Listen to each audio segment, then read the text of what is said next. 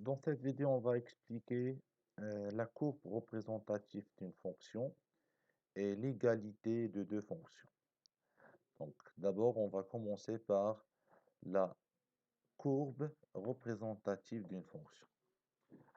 Donc, d'après la définition, on appelle courbe représentative ou bien la représentation graphique de la fonction f, tout simplement, c'est l'ensemble des points M des coordonnées x, f de x, tel que x appartient à d de f.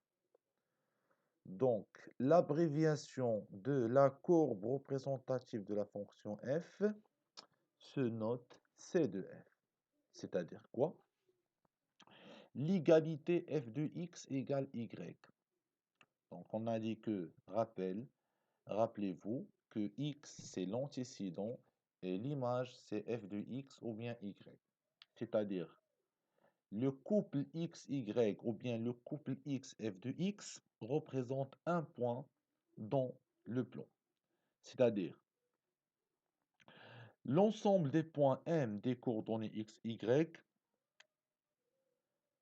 ça donne une courbe ou bien la courbe représentative de la fonction f. Rappelez-vous, dans les fonctions que vous avez vues en troisième année collège, vous avez vu une fonction affine ou bien une fonction linéaire. Une fonction affine, c'est chaque fonction s'écrit sous forme f de x égale ax plus b. Et pour représenter graphiquement cette fonction, on va tracer une droite. C'est-à-dire quoi? La représentation graphique d'une fonction affine ou bien une fonction linéaire, ça donne une droite. Donc, en général, C de f représente la fonction f.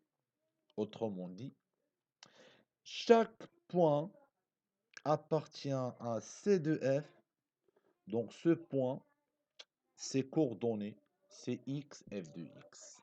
Donc, x, c'est l'abscisse et f de x, c'est l'ordonnée.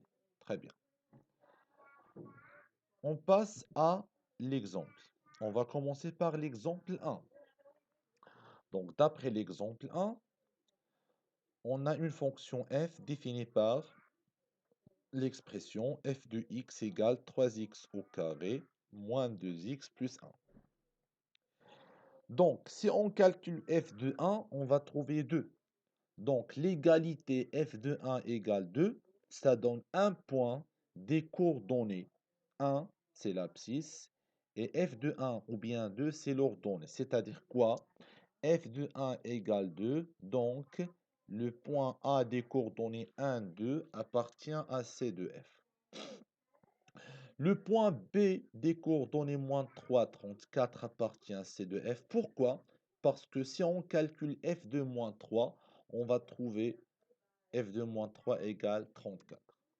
Mais fais attention, le point C des coordonnées de 4 n'appartient pas à C de f. Pourquoi? Parce que f de 2 égale 9, n'est pas 4.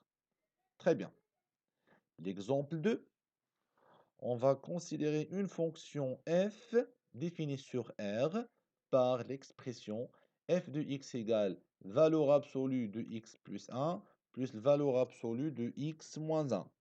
Donc, on va répondre à 3 questions.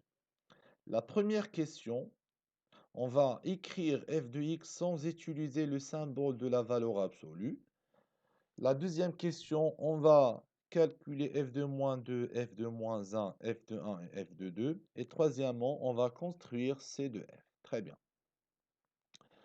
Donc, d'après la droite graduée, x plus 1 s'annule en moins 1 et x moins 1 s'annule en 1. Donc, d'après la droite graduée, on va diviser cette droite à 3 intervalles. Le premier intervalle, c'est moins l'infini moins 1. Deuxième intervalle, moins 1, 1. Et troisième intervalle, c'est 1 plus l'infini. Si x appartient à l'intervalle moins l'infini moins 1. Dans ce cas, x plus 1 strictement négatif et x moins 1 strictement négatif. Parce que x est situé à gauche de moins 1 et à gauche de 1. Maintenant, c'est x entre moins 1 et 1.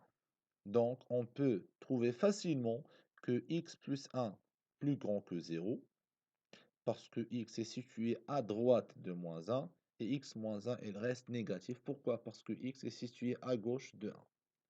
Et finalement, dans l'intervalle 1 plus l'infini, x plus 1 plus grand que 0, et x moins 1 plus grand que 0. C'est-à-dire quoi?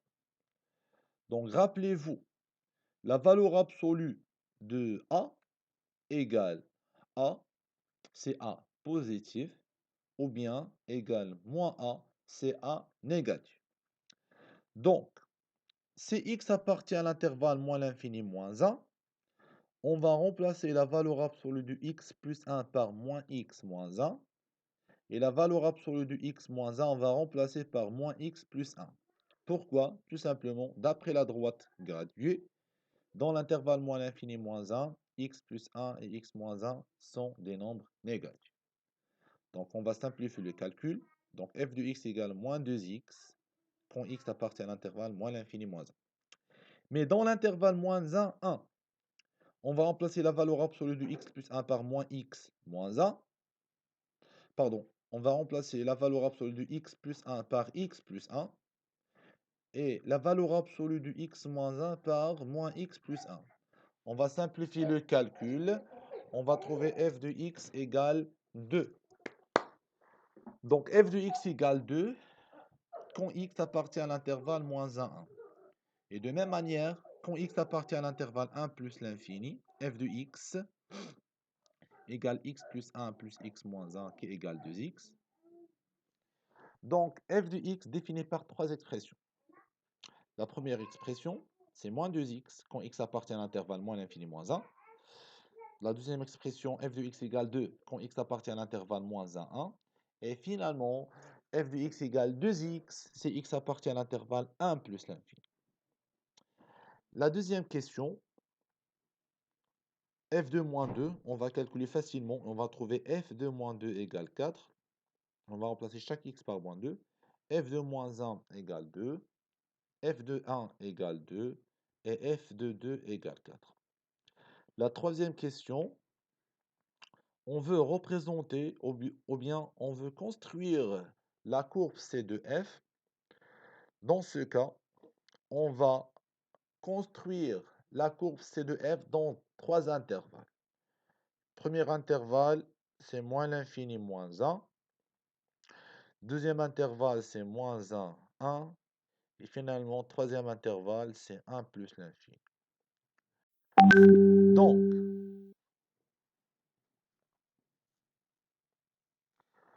dans l'intervalle moins l'infini moins 1, f de x égale moins 2x. Donc, f de x égale moins 2x, rappelez-vous, c'est la forme d'une fonction linéaire. Donc, une fonction linéaire, graphiquement, représente une droite. Et pour tracer une droite, on a besoin de deux points. Donc, le premier point des coordonnées moins 2, 4, parce que f de moins 2 égale 4. Et le deuxième point, c'est le point des coordonnées moins 1, 2, parce que f de moins 1 égale 2. Donc, à partir, ou bien, dans ces deux points, on va tracer une droite. Mais dans ce cas, on va tracer seulement une demi-droite. Parce que x n'appartient pas à R. X appartient à l'intervalle moins l'infini moins 1. Une fonction linéaire ou bien une fonction affine, graphiquement, représente une droite. Si x appartient à R, si x appartient à R.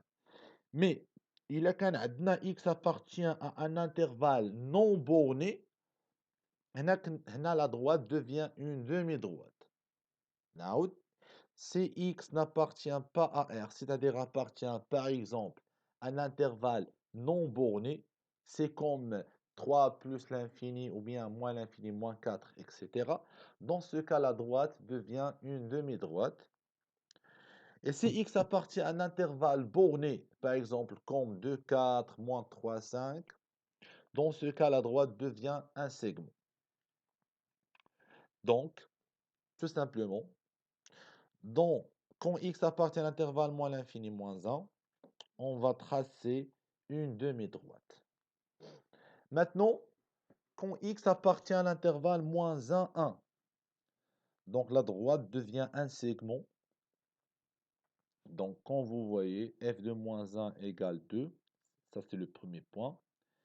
Deuxième point, f de 1 égale 2. Donc, d'après 2 points, on va tracer le segment qui est parallèle à l'axe des abscisses. Et de même manière, quand x appartient à l'intervalle 1 plus l'infini, f de x égale 2x. Donc, c'est une fonction linéaire, mais graphiquement, on va représenter une demi-droite. Ce n'est pas une droite. Donc, le premier point des coordonnées 1, 2. Et le deuxième point des coordonnées 2, 4. D'après ces deux points, on va tracer la demi-droite. Très bien. Maintenant, on passe à l'égalité de deux fonctions. Donc, petit 1, théorème. Tout simplement, pour dire que deux fonctions sont égaux, qu'on a le même domaine de définition et même image. C'est-à-dire quoi? On dit que f égale g, si et seulement si d de f égale d de g. Et pour chaque x appartient à d, on a f de x égale g de x. الله يرضي عليكم في هذا le théorème نسيت واحد الحاجة d de f égale d de g égale d. يعني هاد x appartient à d, هاد d تقدر تكون d de f ou bien تقدر تكون d de g بحال بحال. Très bien. Exercice d'application. Soit f et g deux fonctions définies par, quand vous voyez. Première question, on va déterminer d de f et d de g. Et deuxième question, on va montrer que f égale. Donc, on va voir la correction. Donc, quand vous voyez d de f, on va respecter l'inéquation x à la puissance 3 plus x carré plus grand que 0. On va factoriser par x carré. Donc, on va dresser le tableau de signes. Premièrement, x carré.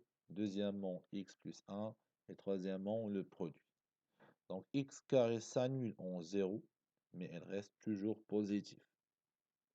X plus 1 s'annule en moins 1, à droite plus et à gauche moins. Donc, le produit est négatif, l'intervalle moins l'infini moins 1, et positif dans l'intervalle moins 1 plus l'infini. Donc, on va respecter l'inéquation, le produit plus grand que 0, c'est-à-dire d de f égale moins 1 plus l'infini. Maintenant, d de g, on va respecter l'inéquation x plus 1 plus grand que 0, c'est-à-dire x plus grand que moins 1, donc d de g égale moins 1 plus l'infini. Vous pouvez remarquer que d de f égale d de g. Très bien. Donc, la deuxième question, on veut montrer que f égale g. Donc, on a dit que d de f égale d de g égale moins 1 plus l'infini. Donc, ça, c'est la première condition. Et vérifier. La deuxième condition, on va calculer, on va commencer par f de x, c'est-à-dire on va calculer f de x et on va trouver g de x. Donc, premièrement, on a dans f de x, on va factoriser par x carré.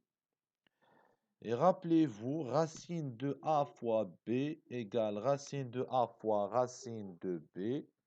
C'est-à-dire f de x égale racine de x carré fois racine de x plus 1.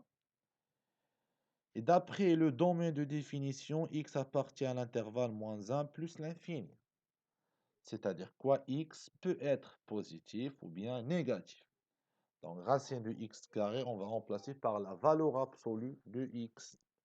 Et quand vous voyez, on va trouver facilement f de x égale g de x. Donc, conclusion, f égale g. Donc, l'exercice 2, de même manière allez تخدموا لهاد l'exercice.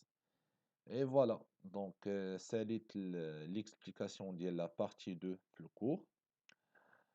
Donc j'attends vos questions et merci.